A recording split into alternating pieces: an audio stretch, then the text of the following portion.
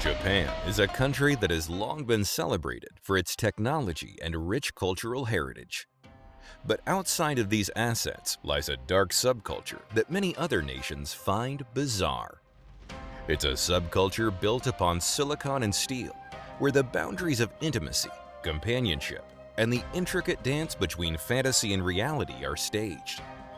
Unique to Japan, but in danger of spreading globally, is the fascinating phenomenon of love dolls. These dolls, also known as sex dolls, are meticulously crafted with silicone or TPE, thermoplastic elastomer, to resemble human beings in striking detail. Initially designed as sexual companions, they have evolved into much more within Japan's societal landscape. But why do they exist at all? Are the Japanese people so desperate for companionship? And if so, why? Join us as we explore this strange phenomenon and see what it may hold for the future of mankind, as well as the role AI will play in shaping the love dolls of tomorrow. Welcome to Crucial Insight. To start, let's journey back to the origins of love dolls. It's widely acknowledged that so-called adoration dolls emerged in Japan during the 1970s. However, dolls had been revered in the country long before then and used for a variety of reasons, such as talismans for distracting evil spirits during childbirth or at religious festivals. As such, it's not that surprising that love dolls found a warm reception in Japan, a country which has been grappling with the issue of loneliness and a population decline in recent decades. In 2023, CBS News reported that Japan has the fastest aging population of any post-industrial nation on Earth. The country's birth rate began a steep decline during the 1970s, and its current fertility rate of 1.3 is well below the replacement level of just over 2 kids per woman, which is broadly accepted as the rate needed to ensure a stable population. What's behind this population nosedive? Well, according to many experts, it could be the old-style attitudes and unstable incomes that continue to plague Japan. While countries like Sweden have managed to find a balance between work and family life, Japan has been held back by its male breadwinner, female carer mentality, which combined with long work hours and fragile jobs means couples are thinking twice about having multiple children or even getting together in the first place. Harvard sociologist Mary Brinton points to the fact that Japanese women are essentially working a second shift at home, spending over 5 times as long as men tackling household chores. At the same time, young men in precarious jobs don't feel able to fulfill their role as the sole breadwinner in the family, and young women don't particularly want to marry these guys. A survey by the National Institute of Population and Social Security Research found that about 15% of Japanese women expressed a complete disinterest in marriage in 2023, while the figure for men was almost 20%. These are the highest levels since 1982. Even more shockingly, almost a fifth of women in their 50s and nearly a third of Japanese men the same age have never been married. Dr. Peter Ueda, a public health expert at the University of Tokyo, summed up the situation by saying, "After age 30, either you're married or you're single. Very few people in the older age groups are unmarried and in a relationship." It could be speculated that promoting marriage as the most socially acceptable form of relationship between adults has built a barrier to forming romantic relationships in Japan. There are several other factors that make dating in Japan difficult for men. For instance, it's a stricter culture than many countries in the West when it comes to things like public displays of affection. Friends and family are often much more involved in the dating process too, and physical intimacy is difficult for younger people, who often live with their parents into their 30s, hence the existence of love hotels. It's no wonder that some Japanese men are choosing to enter a different kind of relationship altogether with love dolls. What makes Japan's love doll culture unique is the intricate craftsmanship that goes into their creation.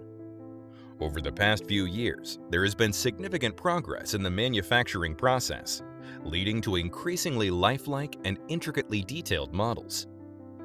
From the astonishingly lifelike features to customizable traits such as hair color, eye shape, and even personality traits, these dolls often blur the line between artificiality and realism. Some dolls even come equipped with heating and touch sensors, making them feel more human. They're no longer considered as objects, they're seen as companions, sometimes even as life partners by their owners. Beyond their physical appearance, these dolls often come with advanced features, including AI integration for conversation and movement, adding a layer of interactivity that fosters a sense of emotional connection.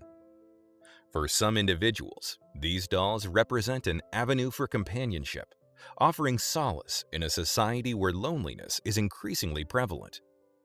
Love dolls have even started to be used in sex therapy in Japan to treat psychological disorders, which may eventually help Japanese men find real human partners. However, this culture also invites scrutiny and ethical debate. Critics raise concerns about objectification, the impact on social norms, and the potential psychological factors of forming emotional attachments to synthetic beings. Moreover, there are ongoing discussions regarding the boundaries between fantasy and reality, and the implications of blurring these lines within intimate relationships. In Japan, the influence of anime and video game culture has shaped an incredibly distinct style, evident in the design of these affectionate companions. A number of dolls boast anime-like characteristics, such as enlarged eyes and vibrant hair, characteristics that greatly appeal to a significant portion of the customer base. Aside from setting an unrealistic expectation regarding real women, some have argued that these anime-inspired love dolls sexualize minors. Japan has a rather troubled past when it comes to this topic, having only raised the age of consent from 13 to 16 years old in 2023 after more than a century due to public backlash. Now that Japanese companies have started to distribute their products worldwide, establishing exclusive love doll outlets in various regions, including the US and Europe, concerns are reaching an all-time high. In 2013, Canadian customs officers intercepted a package from Japan that contained a sex doll of prepubescent appearance wearing a school uniform. The 47-year-old man who had ordered the doll was subsequently arrested for possession of child pornography.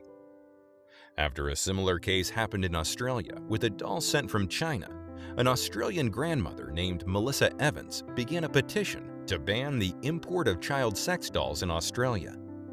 She went on to say that ideally, the manufacture and sale of this sickening AIDS for pedophiles will be ceased globally. Ms. Evans' petition gained a lot of traction, and to illustrate her point, she later drew attention to a Japanese company called Trotla, who she accused of making child sex dolls. When the owner of the Trotla company, Takagi Shin, was interviewed by The Atlantic magazine, he shockingly admitted that he was helping people express their desires legally and ethically. He said that he often receives letters from buyers that say, "Thanks to your dolls, I can keep from committing a crime." This viewpoint was alarming to many, who hit back by saying, it panders to the behavior, normalizes it, excuses it. This makes these disgusting acts seem normal, and this is clearly admitting to accepting pedophilia. Despite the controversy, Japan's love doll culture continues to evolve, challenging societal perceptions of intimacy, companionship, and the very nature of human relationships.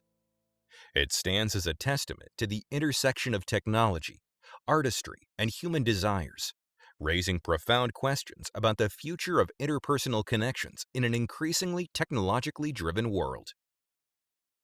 One of the most immediate concerns is how artificial intelligence, AI, which is improving at a rapid rate, will blur the boundaries even more.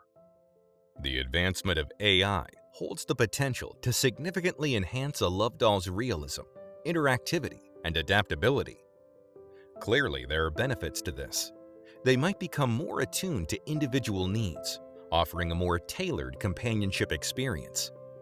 They could simulate emotional intelligence better, recognizing and responding to human emotions, providing comfort, and adapting their behaviors accordingly. They may learn from interactions to enhance their conversational abilities, responses, and overall performance. However, there are also certain ethical and moral considerations regarding consent, relationships, and the psychological impact of long-term human-robot relations. We've already seen how deepfake technology can effectively steal someone's identity. What if this were used in conjunction with love dolls for the purpose of revenge porn or other illegal purposes?